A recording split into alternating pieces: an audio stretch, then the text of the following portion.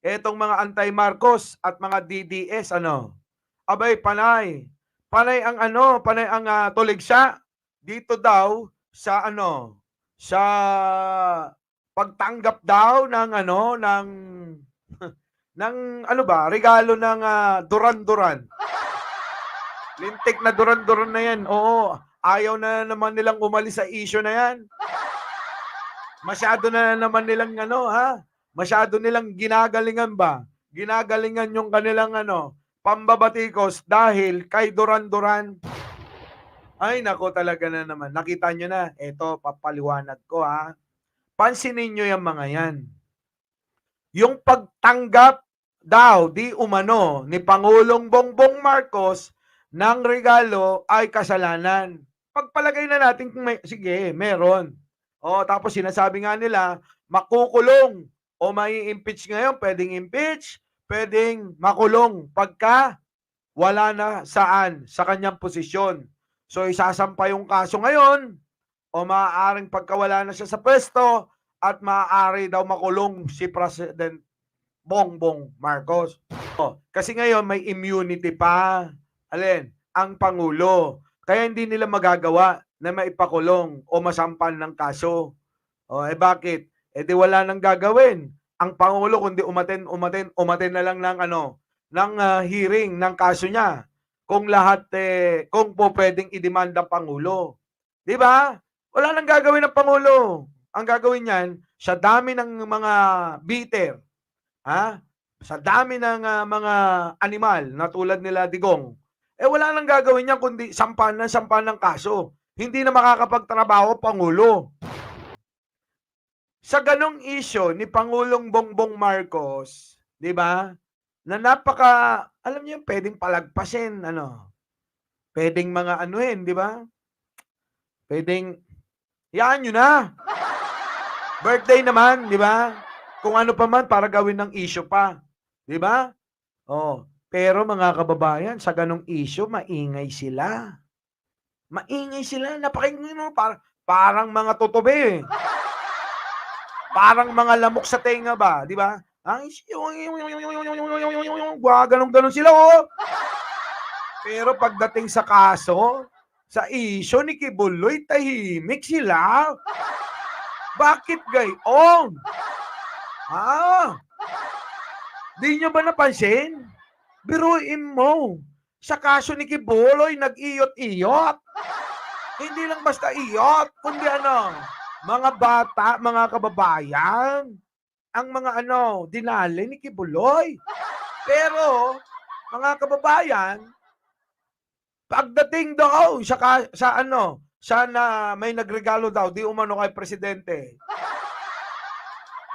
Abay, kaiingay. Hanggang pagtulog, umaga, hanggang madaling araw, iikot na naman ang gabi. Abay, kinabukasan, yung pa rin. Yung pa rin ang issue ng mga ina. Hay nako, ewan ko, hindi ko lubos talaga maisip kung bakit sa mga ganong issue ng Pangulong Bongbong Marcos ang iingay nila. Para silang mga lamok na iikot-ikot sa ating mga tenga. Di ba? Ganon, mga kababayan, ang iingay nila pagdating sa mga ganong mga maliliit na bagay. Pero sa mga ginawa ni Kibuloy, itong mga inang-inang ito, mga kababayan, abay bakit? Ang tahimik nila. Kabaliktaran, mga kababayan. Kung anong ingay nila sa mga tapilok, di ba? Regalo. Alaka, gusto na nilang isambulat sa buong mundo na masamang-masama si First Lady at si Pangulo. Nagigets nyo ba ako? Kita nyo yun? Sa ganun natapilok, sama na. Masama na si First Lady. Ang sama-sama niyan. Biruin mo. Di ba? Natapilok. Ang sama-sama. Ganun. Hindi na nahiya. Ganun ang mga banat. Inang pambata. Pang isang taon So, eto na naman ngayon.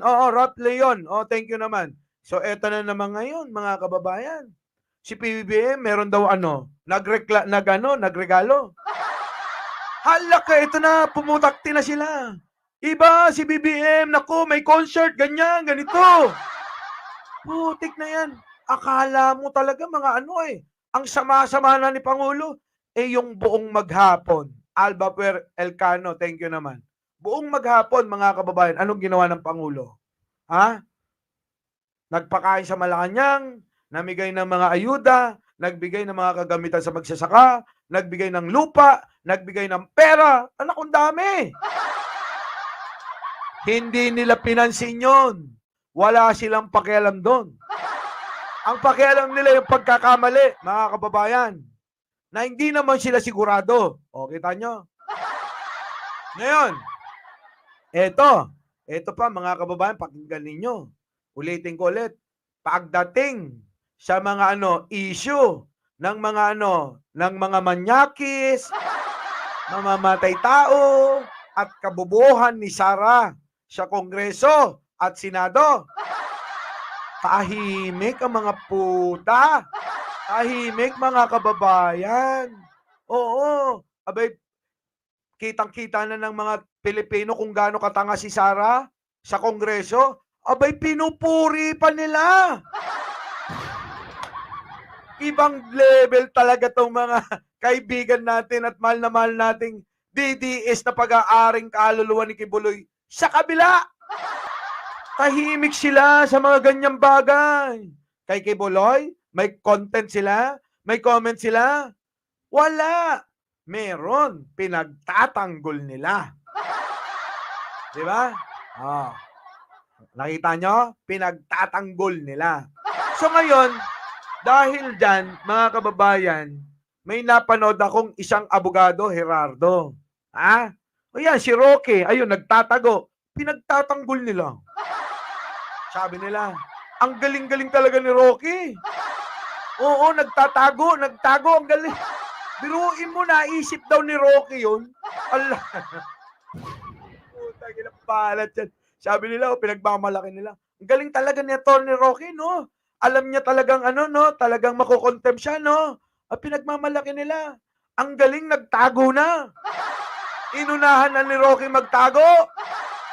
Putik, banat ba yun? Banat na yung pagtatago. Ayos sa mga banat ng mga... hindi na ako nagtataka, yung mga matatalino talaga sa kanila, mag-aalisan na. Sandali lang to, sapagkat ako hindi mapakali. Dahil kagabi ay marami akong nabasang napakinggan mga blog articles sa YouTube at sa Pakinggan ninyo si attorney, pakinggan nyo maigi other social media platforms na kung saan pinupuna ang pag-attend ng surprise birthday party ng ating presidente na si Ferdinand Marcos Jr. Kung saan pumunta daw siya sa isang 5-star hotel at doon na sorpresa at dinatnan na merong kumakantang isang sikat na pop rock na banda na nagkataon, paborito niya, walang iba kundi yung Duran Duran. Okay, so paborito niya. So ngayon, pinuna siya. Dahil bakit daw nagkaroon ng ganitong klaseng pag-celebrate ng party na napaka-bonggang-bongga, di ba?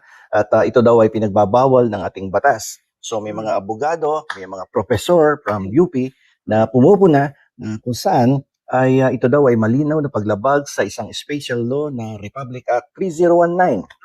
Kaya mga kababayan, totoo yan. Dami, meron pa nga dyan, si Magno. Yung isang Magno minsan crush ko yun.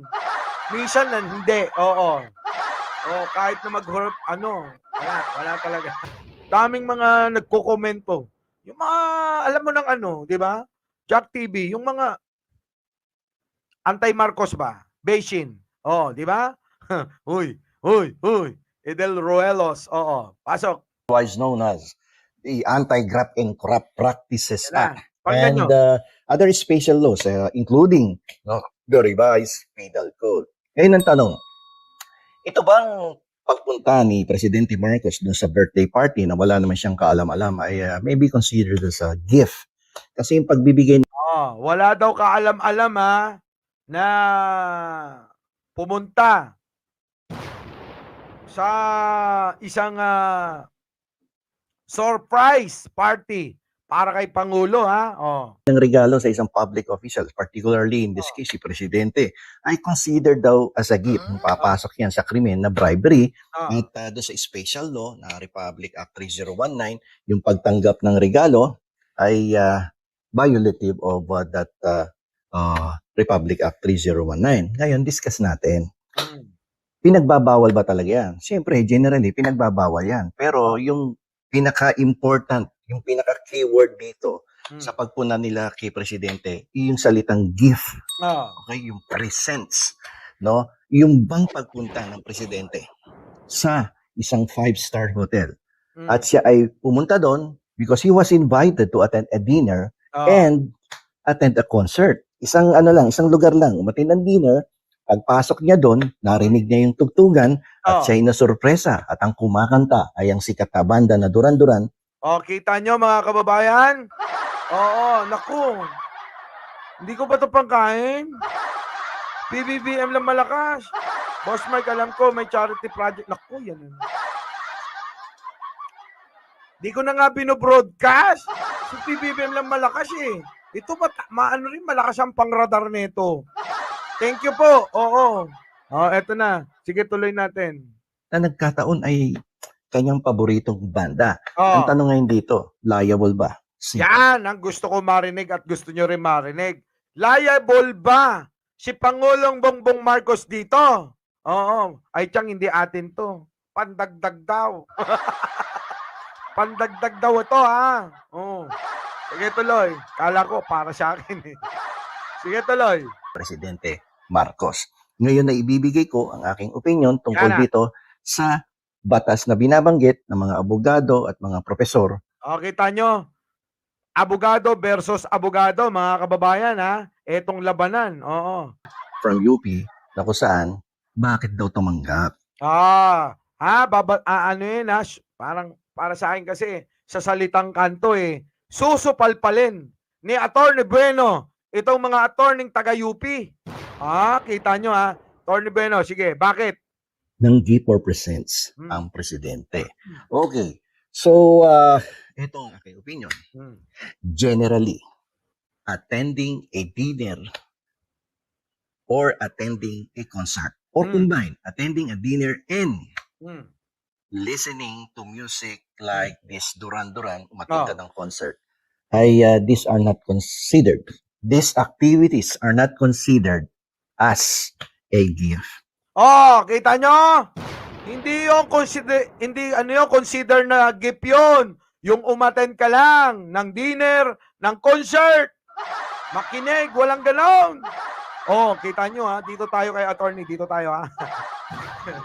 Gusto ko yung ganitong attorney. Di ba Arnold Lopez?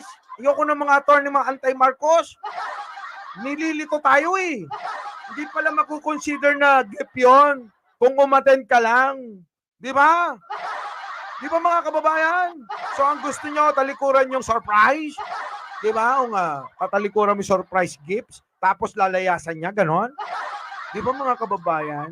Ito lang naman yan eh, napakababaw lang nito para para bigyan nila ng pansin. Kayo namang mga nandiyan dyan sa kabila, bigyan nyo ng pansin si Kibuloy. Kaya tuloy, bawas-bawas na kayo eh.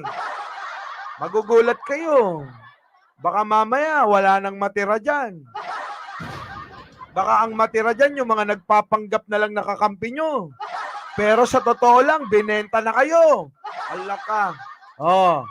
Kita nyo mga kababayan? Kaya sila, nababawasan ng nababawasan eh. Di ba? Siyempre, pabor sa gusto mo. Kaya nga, pabor sa gusto ko to. Tuloy. Kasi yung gift na yan, depende yan sa social, cultural, and legal context. But in this case, sa presidente, kasi kung yung special circumstances dito should be considered. Kasi birthday niya, pagkatapos magtrabaho, namigay ng regalo sa mga kabataan doon sa Malacanang, ay pumunta dito sa 5-star hotel na wala namang kaalam-alam, na sinorpresa siya ng kanyang mga kaibigan. Ito pa mga kababayan. Anong gusto niyong gawin ni presidente? I-surprise sa Sogo? Ano to? Siyempre, kailangan 5-star hotel. Presidente yan eh. Diyos ko, talagang mga talangkang utak eh. Nakakainis eh. Presidente, pribileyo ba? Presidente, pribileyo yun. Gusto nyo mag-surprise nila saan? Sogo? Victoria Court? Doon? Ganon? So will that be considered as a gift? Generally, it may not be considered as a gift because this is typically seen as a social interaction. Social interaction, totoo naman yun. Inimbita ka. Dinner. Kakain lang naman. Si Digong, tinatanggap mga baril na regalo eh. Bakit tahimik yung mga yan? Di ba mga kababayan? Bakit tahimik kayo? Maliwanag man na maliwanag na na regalo. Bakit? Aminado si Digong at aminado din si Kibuloy na nagre-regalo ng mga baril. Sino? Si Kibuloy kay Digong. Bakit tahimik sila sa ganon? Ito ang aking opinion. Generally, attending a dinner or attending a concert or combine attending a dinner and listening to music like this Duran Duran, umating ka ng concert, these are not Makinig ka, Banat Baya. Alam ko naman di mo ko mababanatan kasi marami kong alam sa'yo. Wala ka naman may babanat sa akin eh. Wag nyo ko pipersonalin dahil pipersonalin kita. Banat Baya, alam mo marami kong bala sa'yo. Ayokong ilabas yung mga banat ko sa'yo. Pero pag pinilit ako ni Mami Peng, alam mo na. Marami kong alam dyan, mga kababayan, ha? Marami akong alam dyan. Mga personal na mga bagay na hindi na dapat tinatalakay na tulad ng iba na mga vlogger nila na kahit na paniniram, puri, na wala namang kinalaman sa pinaglalaban natin at tinatalakay natin, ginagamit nila para sirain ka at sirain ang loob mo. Di ba? Yun ay hindi tayo. Bakit? Dahil tayo ay nakatutok lang sa mga tunay na issue at hindi sa mga personal na bagay para lumaban. Doon lang tayo. Di ba? Hindi naman mananalo yan, Mami Ping. Maniwala ka. Hindi nga nanalo. Party list, 3 beses, talo. Moka. Hindi na, ito na. considered. These activities are not considered as a gift. Kasi yung gift na yan, depende yan sa social, cultural, and legal context. But in this case, sa presidente, kasi kung yung special circumstances dito should be considered. Kasi birthday niya, pagkatapos magtrabaho, namigay ng regalo sa mga kabataan doon sa Malacanang, ay pumunta dito sa 5-star hotel na wala namang kaalam-alam, na sinorpresesan ng kanyang mga kaibigan. So will that be considered as a gift? Generally, it may not be considered as a gift because this is typically seen as a social interaction, an entertainment, and to strengthen the relationship of the person or the group of person who organized the event with this special person. Lalong-lalo na kung mga kababata niya ang nag-organize niya, nagmatagal niya ng mga kaibigan, at wala namang transaksyon sa gobyerno. Yan ay hindi mako-consider as a gift. Kita nyo? Hindi mako-consider na gift yun. Lalong-lalo na kababata mo. Mga kaibigan mo, kababata mo. Wala yun. Kaya mga kababayan, ulitin ko mga kababayan, etong mga taga-kabilang barberya, wala lang silang maitira kay Pangulo. Kaya kahit na ano na lang, ang mga pwedeng ibanat kahit nga bulak ibabato ng mga yan. Para lang mayroon silang maipantira kay Pangulo. Oo, ganun sila. Our beloved Boss Mike Severa